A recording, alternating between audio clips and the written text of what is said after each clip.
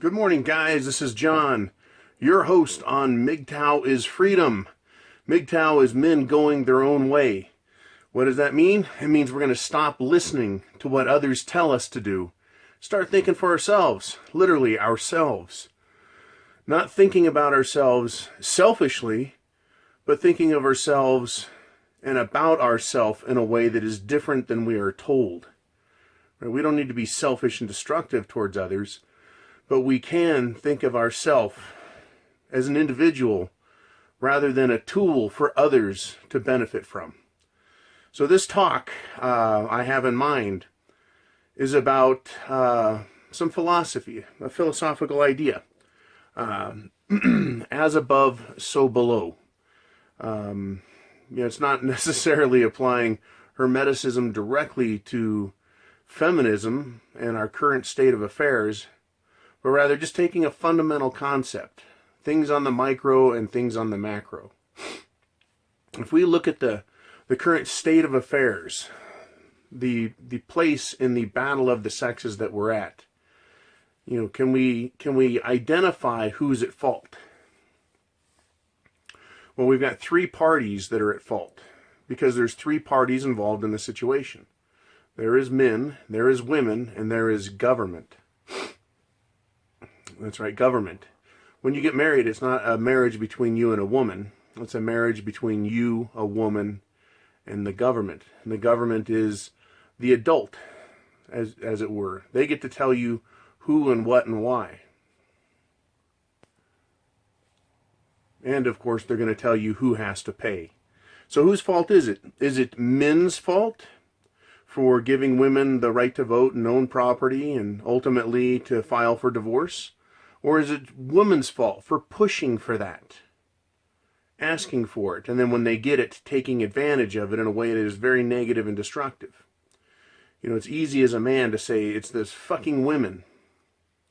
Or it's easy as a man to say, it's the government, because they're the ones that are instituting and enforcing these processes that are so destructive. But it is also our fault as men for allowing it to happen. And that's where Mgtow is at right now, I believe. Mgtow is at a place where men are saying, we're responsible for ourselves. We're not children anymore. Right? We're not going to allow someone else to tell us what to do, whether it be an individual woman, women in society in general, or even the courts. You can't tell the court no once you stand before it. So what you do is avoid the situation. Avoid putting yourself in a position where the court can tell you what to do. And that's why men are avoiding marriage. They're avoiding the the three-way marital agreement, whereby you join with someone else, basically in a business capacity. You take them as a partner, but you state ahead of time that if there's any disputes, the state will be the arbiter, the third-party arbiter. But I don't believe the state is a disinterested party. I believe the state has an agenda. And I usually talk about that from the perspective of, well, there's there is a social engineering aspect to this. And I think upon careful examination, it's undeniable. I'm going to adjust myself. Okay. Yeah, it's undeniable. So the question comes up, John, when is this going to be fixed? How long will it take? What needs to happen to see things go back to where men and women can exist together again in a mutually beneficial fashion? Well, we have to examine first mutually beneficial. Right now, the system is set up where it is not mutually beneficial. And I think men see that. And they're seeing it without me standing on a corner holding up a sign that says, you're being fucked, guys. Knock it off. Stop. Stay away from these women. I'm not doing that. Men are seeking out Mgtow. Men are sharing it with each other, just on a personal basis. Men's complaints, right, are so loud, they're reaching the heavens. Right? That's what's going on here. So this is where we're going. There's a pushback, revolt, a a denial of the institution of marriage as being anything institutional. Right? There's no institution. It is basically a wealth transfer mechanism. So as above, so below. Let's look at that and apply it, if we can, to when we can expect relationships to return in some fashion that's equitable or mutually beneficial. If we examine, take a look at, is feminism top-heavy in that it prescribes to its followers, its adherents, what to do? Or do people on the bottom, at the grassroots level, these women, do they do things? And then when we look at feminism as a larger entity, that entity is a reflection of what they do on the ground level. Who's wagging who? Is the tail wagging the dog or the dog wagging the tail? And I think it's an important question. In my opinion, it's a little bit of both. But the wild card factor here is the fact that there are social engineers that are steering things. So, sure, women wanted the right to vote. Who wouldn't want that, right? But they were encouraged and pushed. Women wanted the right to own property. They wanted to work. But that was kind of pushed. It was promoted. There was propaganda for that. Women were encouraged to do what they do. They didn't have You Go Girl back in the 50s, but there was a lot of You Go Girl action going in the 40s, 50s, 60s. That type of thinking, that mentality where they would encourage each other. So what happened was the ruling came down, right? Feminists wanted freedom and liberation for men as some sort of collegiate philosophy, right? Those ideas came from somewhere. And it seems, just as it does today, that it comes off of college campuses. That's where the social engineering is really ground in for each succeeding generation. And it gets down into the grassroots. And then the grassroots behaves a certain kind of way. The grassroots are the women, the individual foot soldiers of feminism, as it were. And so we've got the situation where here we have, who's the dog and who's the tail. Right? Let's make feminism the dog and women are the tail, right? And the tail is getting wagged. But we've gotten this far now. We're up to here. It's 2017. Women have gotten so much pushback from men. Men are denying women because it's no longer about marriage. Relationships are no longer about raising families and having a cohesive nuclear family, followed by a cohesive society and culture, which founds the basis for a strong national existence, right? Your country. Men are pushing back. So now, feminism up here, the dog is wanting to tell the tail, hey, it's time to go to the next step. Right? It's time to talk about men in general as being bad, the patriarchy, and totally going after every last right to breathe they have by calling it entitlement.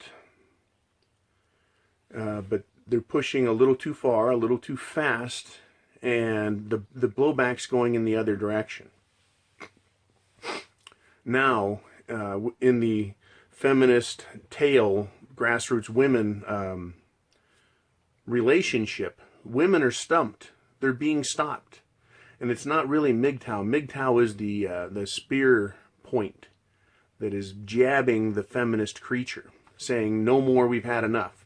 But there are a lot of men. There's a lot of angry sentiment. There's a lot of rejection, sentiment of rejection. There's a lot of pessimism about women. So it's not just Mgtow, it's the entire structure of the masculine pushing back at the grassroots level on individual women. People are still afraid of that big dog in the sky, that feminist juggernaut in the sky. But on the individual level, we're rejecting women. We're rejecting feminism. So while most men won't say anything about feminism because they're afraid, on the individual level, there's enough pressure against women getting pushed back and told, no, You can't have. No more. Stop. You don't get that the tail, the women, at the grassroots level, they're starting to change their tune.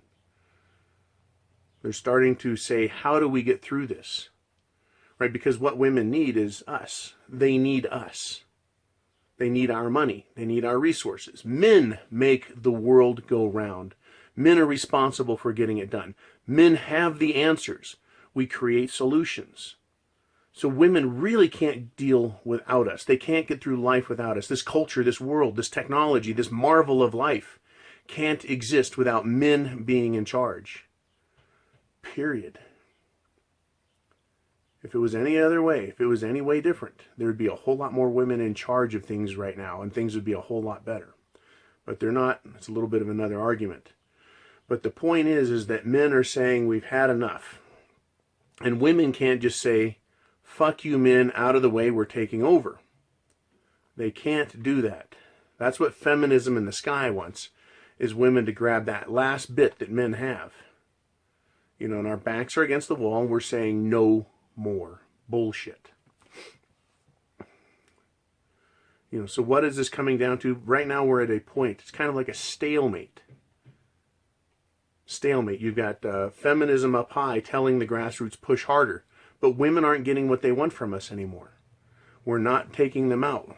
We're not dating them. We're not marrying them. We're not buying them dinners. We're not getting the door for them. We're starting to talk back and say, hey bitch, why don't you suck my junk? Right? We're starting to say, fuck you. We're just going to pump and dump you. We have no interest in you long term. And women need that. They demand that. Now, if you look at the way they're pushing, I believe that the macro wanted the micro, right? Big feminism wanted all the women to join with men in marital harmony, right? In relationship harmony, and have men completely sacrifice themselves on the altar of feminism. And men have not done it. We won't do it. We haven't gone that far. We got awfully close, in my opinion, as a species, to committing suicide. But it's pushing the other way now. Women aren't going to get that. So now we've got women on the grassroots level saying it's not working. What do we do? And this is where the phenomena of women now begging men and asking men for relationships is coming from. It's not that they're strong individuals, right? They want to play their game where we chase them. They're not strong individuals coming after us saying they want us, right? They need us, and we're not giving them what they want. So they're being forced to take this hand while they act aggressive and then pretend to be coy, where they know what's going on, but they want us to act like men so that then they can take care of us or control us and put us down. Where is it going? We are at basically a relationship stalemate. And then the waltz and women are saying, hey, maybe we've pushed men too far. Maybe we've done that. Maybe we're hurting them too badly, too fast. Right? But they can't help it. On the parabolic curve, it is accelerating. This rate of aggression by feminism and its demands. And it's gotten to a point where we've got to push back. Women aren't getting what they want. And so they're backing off. They're pretending to recognize and understand. All within just a couple of years, women are starting to recognize and understand that they've pushed us too far, too hard. They're now sympathetic of the plight of men. They understand, they claim, that they've done a bad thing here. These individual women are saying that to men in general. They'll say it to an individual man and say, oh, it's terrible what feminism has done to men. But they're still the same creature. And here's where the problem lies, and where I think men are going to run into the next wave, is they're going to fall for this little game of sympathetic women. They're not going to do that. Oh, I found a good one. Right? But if they've been raised under feminism, if they've been educated by feminism, if they've received feminist indoctrination, they are a feminist.